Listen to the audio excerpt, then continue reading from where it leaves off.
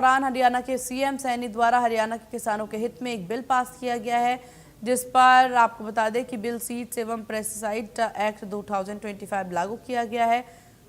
इसके पीछे का मुख्य उद्देश्य था कि किसानों से पिछले काफ़ी समय से सरकार को शिकायत मिल रही थी कि जब वह खेती करते हैं तो खेती में बीज उत्पादन को या फिर पेस्टिसाइड निर्माता विक्रेता द्वारा उनको नकली बीज दी जाती है, दवा दी जाती है नकली, और इस वजह से उनकी फसल को नुकसान होता है, जिसके बाद अब ये बिल जो है वो पास किया गया।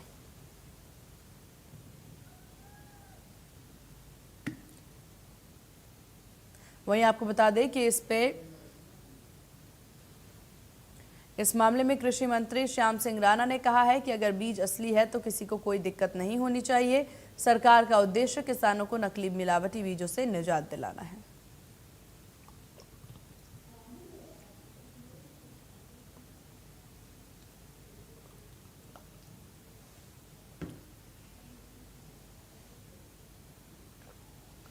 और ये 5 तस्वीरें आपके टीवी स्क्रीन पर, जहां देखें विक्रेताओं के द्वारा जो है प्रदर्शन इस बिल के खिलाफ में किया जा रहा है, लेकिन आखिरकार इस बिल का विरोध क्यों हो रहा है, ये सवाल बार बार पूछा जरूर जा रहा है। यहाँ पर कृषि मंत्री के द्वारा कहना कि अगर आप मिलावटी दवा या खाद नहीं बेच रहे हैं तो आपको डरने की जरूरत नहीं है।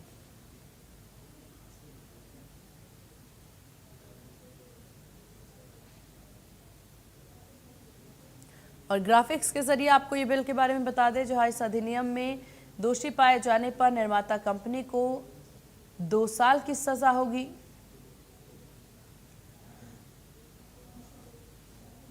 तो जिम्मेदार कंपनी पर 3 लाख तक का जुर्माना।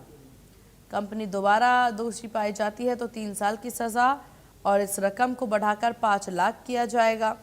डीलर को 1 साल तक की सजा मिलेगी, 50,000 जुर्माना होगा। ये पहली दफा में होगा, लेकिन यही गलती दोबारा होती है तो 2 साल की सजा और 2 लाख जुर्माना जो है वो वसूला जाएगा। पहले यह जुर्माना मात्र 500 रुपये था।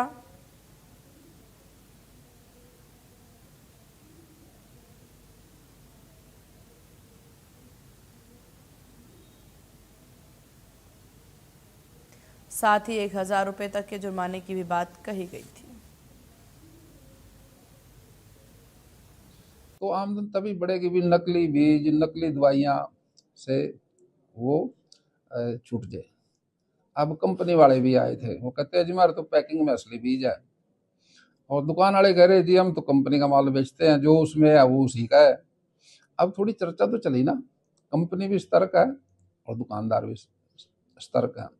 ये कानून बना है, इस पे सक्रियता तो आई है, और इससे मैं समझता हूँ भी नकली माल तो बंद हो जाएगा, बीज भी बंद होगा और दवाइयाँ भी बंद हो जाएंगी। इससे अगर असली आएगा तो किसी पे क्यों चलान होगा, किसी का वो होगा नहीं बिल्कुल।